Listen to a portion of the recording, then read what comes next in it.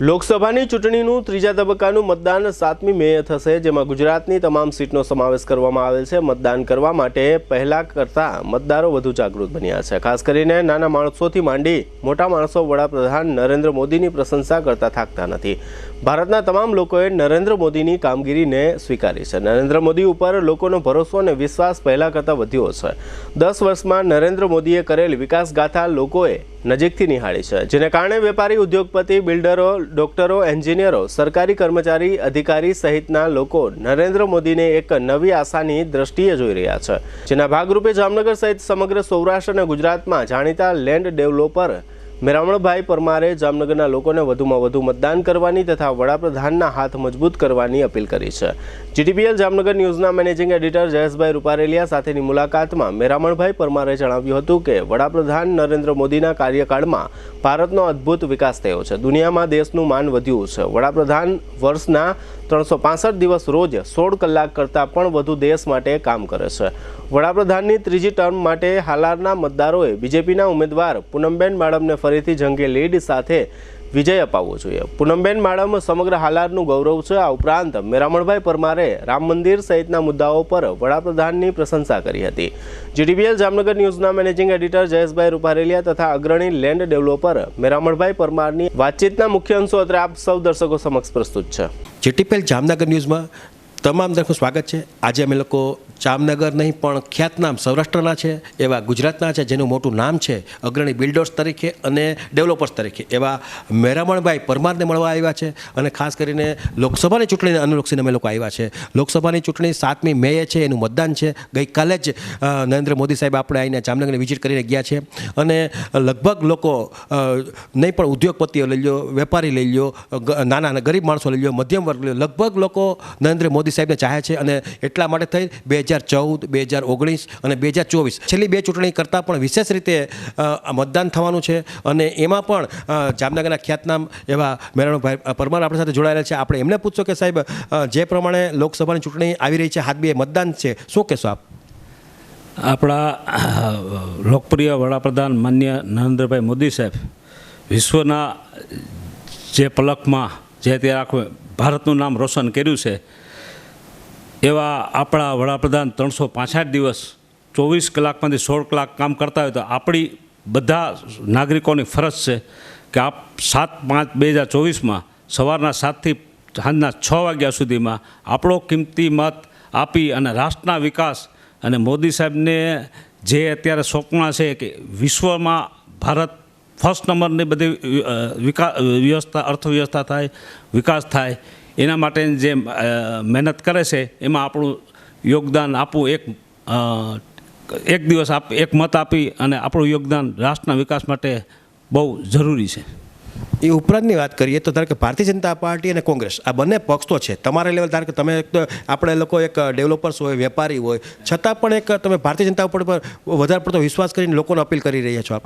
જે 70 વર્ષમાં કોંગ્રેસ સરકાર નથી કરી, આપણા માનનીય વડાપ્રધાન નરેન્દ્રભાઈ મોદી સાહેબે જે 10 વર્ષમાં જે વિશ્વના વિકાસમાં, જે ભારતમાં, જે ભારતને જે ક્યાંય પણ જાય, જે આપણે વિશ્વમાં બીજા દેશમાં જાય ત્યારે આપણે ખબર પડે કે ભારતની જે ઇજ્જત અપાવી છે એ 10 વર્ષમાં એ એક જ માનનીય મોદી સાહેબને સફળતાને કારણે, મોદી સાહેબના નામને કારણે જ આખા ઇન્ડિયામાં વિકાસ અત્યારે વિશ્વની અંદર બધાની નજર ભારત ઉપર છે। ખાસ કરીને ધારો કે વાત કરીએ તો નરેન્દ્ર મોદી સાહેબની 370મી કલમ એ પણ એક અશક્યવાળી વાત શક્ય બનાવી છે। રામ મંદિરની વાત કરીએ તો એ પણ અશક્યવાળી વાત હતી। લોકોએ, ભારતના લોકોએ સપને પણ ખ્યાલ ન હોય કે રામ મંદિર અહીં બનશે, તો એ વસ્તુ એને શક્ય કરીને લોકોને એક જે પ્રમાણે એને પ્રોમિસ આપ્યું તે પ્રમાણે પ્રોમિસ એને પૂરું કર્યું છે।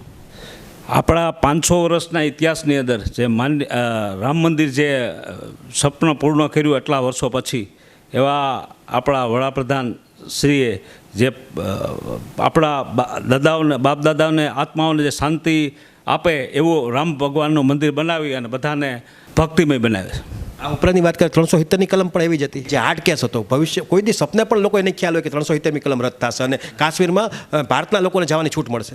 આના માટે માનનીય વડાપ્રધાન નરેન્દ્ર મોદી સાહેબ તથા આપણા ગૃહમંત્રી અમિતભાઈ શાહનો જેટલો આભાર માનવો હોય બધાએ આભાર માને કે 370ની કલમ એક ઝાટકે રદ કરી અને ભારતને અંદર જે ફેરફાર કર્યા એક અકલ્પનીય છે। આ ઉપરાંતની વાત કરીએ ગુજરાતની વાત કરીએ તો ગુજરાતમાં ધારો કે ભૂપેન્દ્રભાઈ પટેલ સીએમ એ પણ દિલથી લોકોની સેવા કરે છે, વર્ક કરે છે. અને ખાસ કરીને આપણા સાંસદ પૂનમબેન માડમ પણ એવા જ આપણને નેતા મળ્યા છે કે જે ખરેખર એ પણ નરેન્દ્ર મોદી સાહેબને ખંભે ખંભા મિલાવીને એટલી બધી મહેનત કરે છે કે જામનગર લોકો પણ એનાથી પ્રભાવિત છે.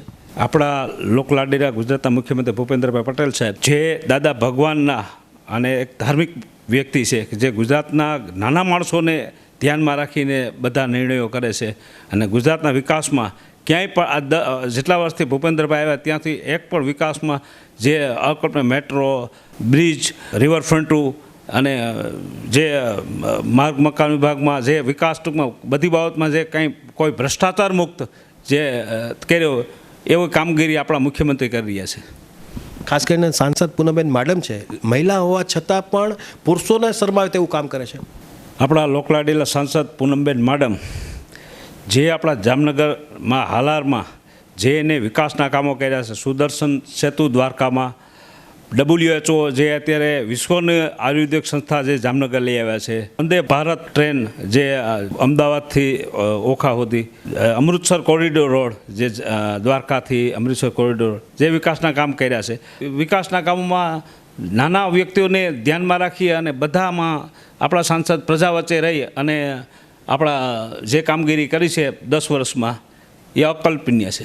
લોકો ક્યારેક મેરામણભાઈ એવું બનતું હોય કે લોકો મત દેવાની આળસ કહે કે મારા એક મતથી શું ફેરફાર થશે, એટલે એના પોતાના કામની અંદર વ્યસ્ત હોય છે.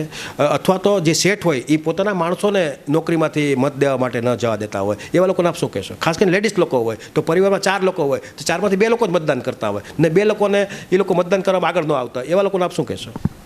આપને વિનંતી છે કે આ વખતે જે આપણા માનનીય વડાપ્રધાન નરેન્દ્રભાઈ મોદી સાહેબ અને આપણા સાંસદ પૂનમબેન માડમ જે કામગીરી કરી રહ્યા છે એ બધાએ 100માંથી 100% મતદાન થાય એ માટે જો આપણે રાષ્ટ્રના વિકાસ માટે જો આપણે યોગદાન એક દિવસ આપશું તો આખો 5 વર્ષ સુધી રાષ્ટ્રનો વિકાસ જે આપણે વિશ્વને પલક ઉપર લઈ જશે એ ખાતરી છે. જામનગરના ખ્યાતનામ એવા મેરામણભાઈ પરમાર હતા અને ખાસ કરીને એમણે એક વિનંતી કરી છે કે બને ત્યાં સુધી લોકોનું મતદાન માટે આગળ આવવું જોઈએ અને મતદાન કરવું જોઈએ. અને ખાસ કરીને નરેન્દ્ર મોદી સાહેબને જેથી પણ એ પ્રભાવિત છે, એની કામગીરીથી પ્રભાવિત છે.